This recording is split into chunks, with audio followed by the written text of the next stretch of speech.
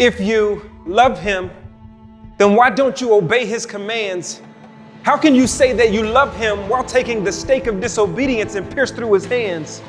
Oh, you love him? But maybe like me, you've always said that because you've heard it from your parents. But how can you say that you love him while taking the talent that he gave you and burying it in the sand? You claim to be under the authority of the sun, but then turn and live a dark life. What is that, a spiritual suntan? Oh, you love him? But it's from him you ran. And I know what you're saying. You're saying, Jonathan, you just don't understand. I can't keep up with all of these biblical love demands. But yes, you can. Because I've seen what you'll go through just to get him to put a ring on your left hand. And I've seen what you'll go through just to see if you can go get in her pants. You see, you'll do a song and then do a dance. Oh, you love him? But maybe not as a follower, but as a fan.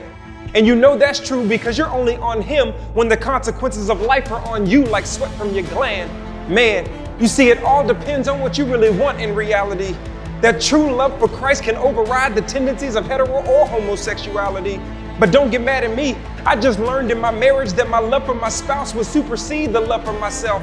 And that true love for Christ is denial of self for the greater goal of spiritual relational health. But most Christians claim to be married to Christ, but then everything he's on is in a box to the left. To the left?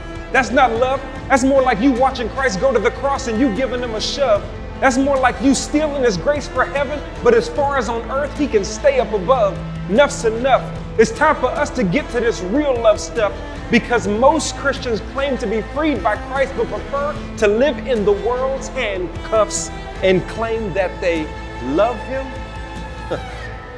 I want to thank my mom for loving me in such a way that it taught me how to truly love Christ every single day.